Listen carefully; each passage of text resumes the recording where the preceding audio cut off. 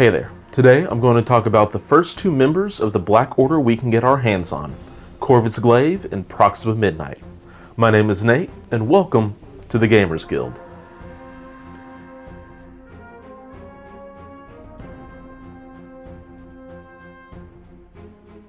Alright, for this video I'm going to first go over the stats of our newest bad guys, and then do something a little bit different and then review them together rather than as individuals, because they are uniquely tied together even more so than Rocket and Groot, because I think Rocket can be played by himself for a very effective agent of chaos, whereas these two lose out on a very important aspect of their playstyle if they aren't on the table together.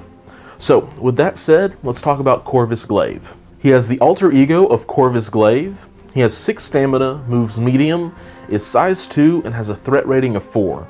His first attack is a physical strike. It has a range of 2, strength of 5, and a power cost of 0. Corvus will gain power equal to the damage dealt with this attack, and on a wild the attack gains Pierce, so a pretty standard strike, and Pierce is a nice addition. His next attack is Atom Splitter. It is an energy attack that has a very nice range of 4, but it only has 4 dice for 0 power. And it gives Corvus 1 power after the attack has been resolved, no matter else what happens. His last attack, though, is a physical attack called Deathblow. It has a range of 3, strength of 7, and costs 4 power. It allows Corvus to advance medium after the attack is resolved, and very interestingly, on a wild, the attack gains Flurry, which allows him to make a strike after the attack is resolved. This opens up so many possibilities for fun tricks, but we'll get to that in a second. His first superpower is an active one that costs 3 power. It says during the next strike or Deathblow attack this turn, this character adds blanks in its attack roll to the total successes. It is worth noting here that you cannot use this on the strike gained from a flurry because it is an active superpower and the timing doesn't quite work out. Next is a reactive ability that costs 0 power called Husband of Proxima Midnight. It allows Proxima to immediately activate at the end of Corvus's activation as long as he ends within range 4 of her and she doesn't already have a daze or activation marker on her. Corvus then has 2 innate abilities as well. The first is Glaive of Immortality. It reduces all incoming damage by 1 to a minimum of 1, which means he'll be a decent bit more durable than he first appears to be. And then he also has the Gem Bearer ability, and he is able to wield either the Reality or Time Gem, and while we don't know anything about the Reality Gem yet, the guys at AMG did give us the Time Gem. The Time Gem will add an additional 2 threat to the one who wields it, and gives them the active superpower that has a cost of 2, and for that 2 power, the character gains 1 additional action. And thankfully this superpower can only be used once per turn. Before going any further, I do also want to mention that there are no changes on his entrance side, except that he looks a little bit more angry, which is saying something because he didn't really look happy on his other side. At a glance here, Corvus is yet another unique damage dealer with some surprises up his sleeve. First thing worthy of note is Pierce on a strike is great because in addition to the damage getting through, it's also getting Corvus an extra power back. Atom Splitter isn't game-changing, but it isn't an awful attack, giving him some options at range 4 never hurts. Deathblow, though, is where Corvus becomes very dangerous and very versatile. First off, Deathblow is probably the only attack you should consider using Glaive's Edge on unless you really need a strike to put some damage through to change the game, because the extra dice you get from Deathblow make it that much more potent. But where Deathblow gets really interesting to me is that both of its abilities are triggered after the attack is resolved, which then means you can pick the order in which you activate them. If you want to get in some extra damage on a character before you move, then you can go ahead and use the Flurry Strike that you get from the wild, or if Deathblow lived up to its name and it dazed or KO'd the enemy, you can then make the advance and then use the Flurry on someone once Corvus has done the move. I really like the options that this attack can give you, not to mention the extra movement making him difficult to pin down, especially because he's on a 50mm base, meaning he's going to get a little bit extra movement than you might first think. I'm going to skip over his reactive ability in Glaive of Immortality because I'll be covering very similar abilities on Proxima, and they both apply to them equally. But before we get to her, I do want to talk about what could be the most powerful gem so far, the Time Gem. At this great power comes a great threat cost, 2 whole threat. This card's cost is on the same level as Rocket Raccoon or Black Widow. Because of that, I cannot recommend it, at least on Corvus. Corvus is just barely not a glass cannon at 4 threat because of his damage reduction ability. Making Corvus 6 threat seems like not a great idea because it makes him quite the target that could probably not stand up to the damage coming his way. Will I still try it? Absolutely, because it'll be fun to laugh maniacally as Corvus slices up my opponent's models for 2 rounds before he gets put down, and I recommend giving it a go as well because I could be 100% wrong. The time gem is very powerful because I think as long as a character can easily get 2 power from a strike, then it pays for itself by basically getting a free strike, but for 2 threat it's just hard to justify right now.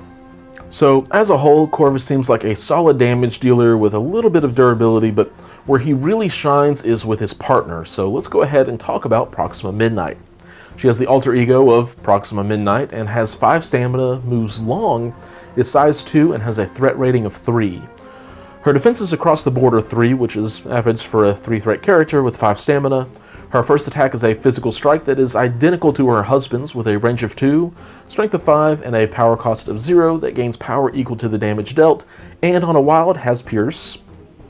Her next 2 attacks are both energy though, the first of which is Spear Throw. It is range 3 attack with a strength of 5 and a power cost of 0, and this attack has 2 very nice abilities attached to it. The first of which gives her some extra mobility by allowing her to place herself within range 1 of the target, and if you get a wild, the target character gains the Poison special condition. This is the first time we've seen Poison, so how it works is if a model is poisoned during the power phase, it will lose 1 power. What makes Poison really nasty is that this power loss gets applied after the gaining of power, so if you're at 0 power at the end of a round and your model is poisoned, then they will stay at 0 power. Spear Throw is a pretty solid free attack, but very importantly does not gain her any power. Her last attack is Quantum Starburst. It has a range of 4, strength of 6, and a power cost of 4. It says if this attack deals damage, the target character gains bleed, poison, and stun. This attack won't be dealing a lot more damage than her Spear Throw, so this attack I think is best reserved for a target like Hulk or Thor, who those status conditions are really going to hamper the most. The nastiest part of this combination of status effects is that stun will limit the power gained by Hulk or any Asgardian down to 1 during the power phase, and then poison will take that 1 power away as well. That sums up her attacks. She then has 3 superpowers. The first is a reactive ability called Martial Prowess. It costs 2 and allows her to roll 5 defense dice instead of her normal defense value for an attack that is coming at her within range 2. And if Proxima suffers no damage, then the attacker suffers an automatic 2 points of damage. And for those of you wanting to try cheeky things, no, you cannot use this ability and then bodyguard the attack. Proxima has to roll her defense for the last part of the ability to be active. She then has the same reactive ability that Corvus has, except she's the one who can activate and then have him immediately follow up. And she has the same damage reduction innate ability, it's just called Invulnerability, and also like her husband, she has no changes on her injured side. As an individual, I think she fills out her character sheet quite nicely and has some nice mobility, however she doesn't have a lot of different ways to gain power. It'll be interesting to see how she can chain attacks together because for the most part, she won't have to move once she's in the middle of combat because she can Spear Throw and then follow up with a strike, hopefully leaving her with some power to use for Martial Prowess and occasionally her Quantum Starburst. Now, let's look at this duo together. Both of them have a good variety of attacks that have a span of ranges, damage types, and abilities, which is awesome, especially because they both have an attack that lets them be more mobile.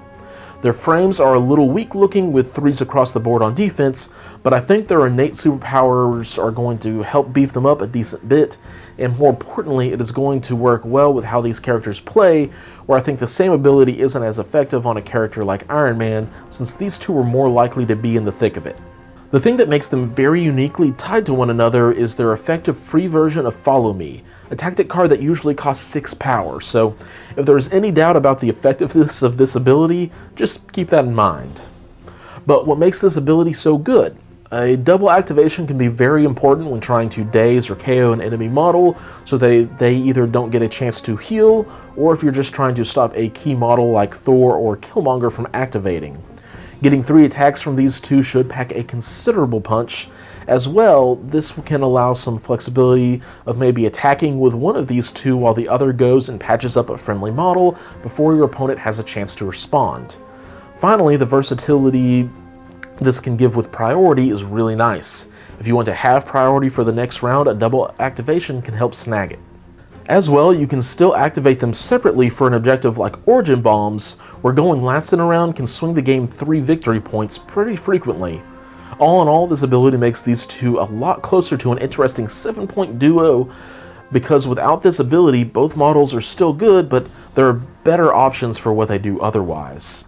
I will say Proxima is probably the better half of this duo for a cost, but if this ability is taken away, then a character like Zemo will add a little bit more to your list. However, with this ability, I think she is on par, if not a little bit better than Zemo. Before I dive down that rabbit hole, I want to take a look at some pros and cons for these two. The first pro is that both of these characters have a variety of attacks and effects tied to those attacks, including movement, which is really nice. My second pro is that they both have some added defense to their stat line with their versions of invincibility. That is especially helpful as it seems these two will be close to the front lines and not just standing on a back objective. My third and final pro is the flexibility gained from their Follow Me superpower, from everything from the potential damage to priority manipulation. So there's really only one con against these individual models that I have, and that is the lack of objective play options that they have. There are no pushes, throws, or board control options for these two. They do both have a way to get extra movement while holding an objective that can only allows 1 move action per turn, like the Wakandan Herbs, but otherwise their objective play is the same as Killmonger's. Your opponent can't contest or hold an objective if they're laying on the floor dazed. As a duo, there is one glaring weakness as well, and that needs to be mentioned, and that is their reliance on their Follow Me trick. Again, these guys are still good models on their own, but if you aren't keeping them close together, or if I was only running Corvus and not taking Proxima, I would rather have Killmonger as my mobile damage dealer at 4 threat. In a similar way, there are additional constraints for your roster and squad building by needing to have both halves of this combo. All of this to say, from the next month of releases, these two are the ones that I'm the most excited to get on the board because I'm so excited by how they are going to be able to play together. I think they both have really cool sculpts, and there's a chance that they will make great counters to characters like Thor, who might otherwise dominate the board. But by having them go back to back and getting those additional hits can nullify a major threat, and doesn't even cost you anything on priority. Now, let's talk about affiliations. Unfortunately, at this point, we don't know what the Black Order affiliation ability is going to be, so it is hard to say just how good it will be with these two. I personally think that these two would enjoy being in the Cabal quite a bit, as they seem to be looking to put out damage, and the extra power to get more big attacks in definitely wouldn't hurt. The Guardians are a close second, though. I think the rerolls would be great on either of these two models, especially if you were fishing for wilds or, just consistency. And because the rest of the Guardians are so cheap, you could field these two alongside Star-Lord, Nebula, Rocket, and either Winter Soldier or Groot, and have a pretty solid 17-point list. Personally, I'm just really excited to see what else the Black Order is going to bring to the table, because I enjoy playing these more elite squads like the Asgardians, and I think that this is where these guys are heading. That is all I have for this week. I am seeing quite a few people saying that Proxima and Corvus are showing a little bit of power creep. Let me know if you agree or disagree about that down below.